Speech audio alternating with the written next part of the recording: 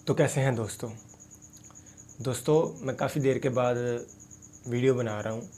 कोई ज़ाती मसरूफ़ियात थी, लेकिन अब कोशिश करूँगा। मैं बार बार कहता हूँ कि मैं कोशिश करूँगा कि वक्तन फ़वक्तन मैं वीडियोज़ वगैरह अपलोड करता रहूँ, लेकिन इंशाल्लाह अब से इस तरह नहीं होगा।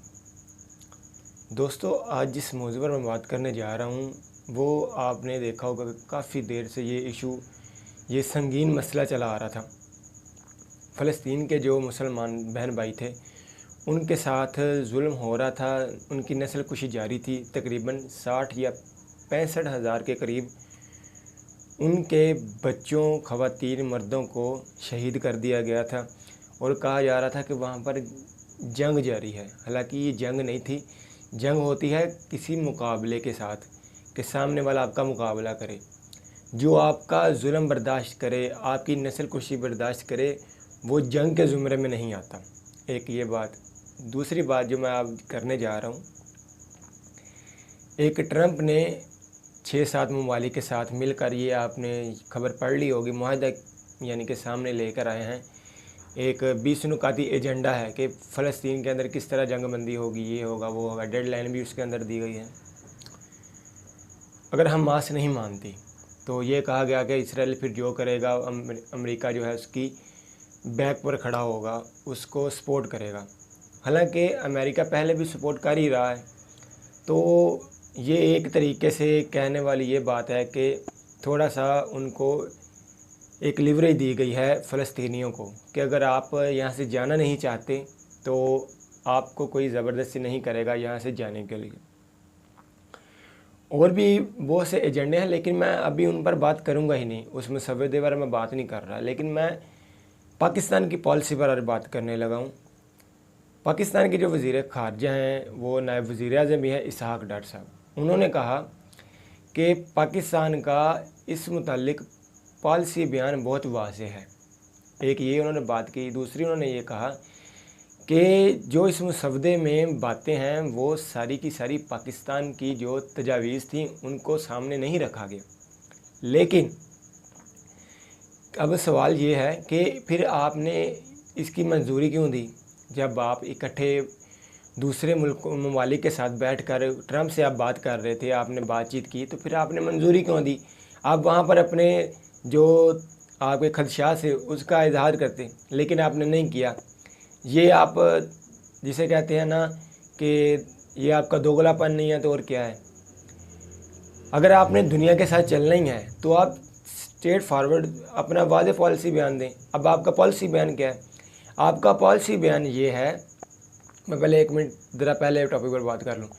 आपका स्ट्रेट फॉरवर्ड ये होना चाहिए कि हम ये जो मसवदा है इसमें कुछ हमें जिसे कहते हैं ना कि रोशनी की किरण नज़र आ रही है।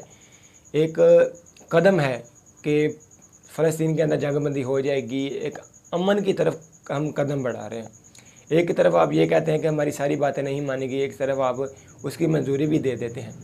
उसके बाद आप बात करते हैं कि पाकिस्तान का है, वो कहते हैं कि पॉलिसी बयान बहुत वाज़ेह है फ़लस्तीन के मुतालिक।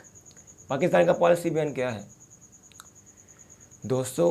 1947 या 48 में जब फ़लस्तीन और इसराइल का इशू बना, जब इसराइल को एक आज़ाद रियासत माना गया फ़लस्तीन की सरज़मीन पर, तो तब फ़लस्तीनियों की जो तादाद थी वो इसराइलियों से ज़्यादा थी, यहूदियों से ज़्यादा थी।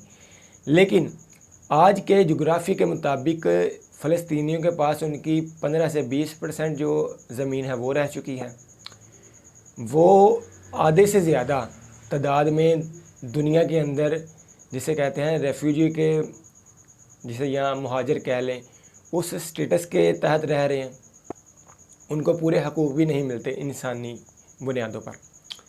उसके बाद जो फ़लस्तीन के अंदर अब मौजूद हैं उनकी तादाद और इसराइलियों की तादाद तकरीबन बराबर है, लेकिन ज़मीन जो है वो इसराइल के पास ज़्यादा है। तो पाकिस्तान का क्या स्टेट फॉरवर्ड या पॉलिसी बयान वाज़ेह क्या था? ये था ना कि 2 स्टेट होना चाहिए। तो दोस्तों, आज की हकीकत ये है, आप जान लें कि 2 स्टेट जो है ये पॉलिसी बयान कह लें या जो भी कह लें, ये कोई हल नहीं है मुस्तकिल इसराइल या फ़लस्तीन के लिए। इसराइल को जहाँ भी ख़तरा नज़र आता है जिस किसी भी मुल्क से वो अपने आप को समझता है कि उससे मुझे इनसिक्योरिटी है, वो उस पर हमला कर देता है। आपने खुद ही देखा, उसने 2 साल के अंदर 7 मुख्तलिफ मुस्लिम ममालिक के अंदर हमले किए। हो सकता था कि पाकिस्तान भी उसका निशाना बन जाता, लेकिन पाकिस्तान के अंदर जो पाकिस्तान की अफवाज है, जितनी वो अस्करी लिहाज से ताकतवर है, इस वजह से इसराइल पाकिस्तान की तरफ आने की कोशिश नहीं करता और पाकिस्तान भी उसके मामलात में दखल अंदाजी नहीं करता। ये तो हमें बात माननी चाहिए। उसके बाद 2 स्टेट सोल्यूशन अब नहीं मुमकिन। उसकी वजह यह है कि 2 स्टेट क्या सोल्यूशन होगा उस मसवदे के अंदर, ये है कि जो फ़लस्तीन है उसकी एक पुलिस होगी, वो भी अंदरूनी मामलात के लिए। उसकी बैरूनी सिक्योरिटी वो इसराइल के पास होगी। फ़लस्तीन की तो ये तो कब से कह रहे कि उसकी तो खुद की करेंसी भी नहीं हो सकती। तो फ़लस्तीन किस लिहाज से दूसरी स्टेट जो बनेगी वो एक कामयाब रियासत के तौर पर सामने किस तरह आएगी, जितनी वहाँ पर तबाही हो चुकी है। 90% उनका जो जुग्राफिया है वो ख़त्म कर दिया गया है। जो भी वहाँ पर बिल्डिंग वगैरह इमारतें थी, रहायशें थी, सबको तो ख़त्म कर दिया गया। आधे से ज़्यादा हॉस्पिटल वगैरह ख़त्म कर दिए गए। तो अब वहाँ पर इन्वेस्टमेंट जो आएगी, क्या वो फ़लस्तीनियों के लिए आएगी? जो इन्वेस्टमेंट करेगा वो ये करेगा कि मैं फ़लस्तीनियों की मदद कर रहा हूँ, वो अपने फ़ायदे के लिए करेगा। अब बात करते हैं कि 2 स्टेट सोल्यूशन के अलावा अब क्या हल है। तो दोस्तों, अब अगर देखा जाए तो उसका एक ही हल है कि एक ही रियासत होनी चाहिए, इसराइल के नाम पर हो या फ़लस्तीन के नाम पर हो। इससे कोई गर्ज नहीं है। शायद आपको यह मेरी बात अच्छी ना लगे या कुछ लोग मुझे बुरा भला भी कहें इस बात को सुन करके, आप यह क्या कह रहे हैं कि सारे का सारा इसराइल हो जाए। नहीं, बात ये नहीं है। बात है कि हकूक़ बराबर के मिलने चाहिए। अगर फ़लस्तीनियों को आज़ादी हो कि वो इसराइल के अंदर जहाँ मर्ज़ी आ जा सकते हैं, जहाँ मर्ज़ी अपनी ज़मीन ख़रीद सकते हैं, इसराइलियों को भी यही इजाज़त हो। फ़लस्तीनी को पता चल चुका है कि इसराइली या यहूदी किस तरह के हैं, वो तो अब ज़मीन उनको कभी नहीं बेचेंगे। लेकिन कहने का मकसद ये है कि फ़लस्तीनियों को ये एहसास कमतरी का, जिसे कहते हैं ना, वो शिकार ना हो कि हमारी ज़मीन हमसे छीनी जा रही है, हमारे हकूक़ नहीं है, हमें इंसानी बुनियादों पर हकूक़ नहीं मिलते जो दूसरे इंसानों को मुहैया हैं आज़ाद रियासतों में। या जिस तरह एक इसराइली को या यहूदी को इसराइल के अंदर जितने हकूक़ मुयस्सर हैं, उतने उनको फ़लस्तीन के अंदर रह कर आज़ाद उनकी रियासत हो तो वो हकूक़ ना मिले, तो उनको उस रियासत का क्या फ़ायदा।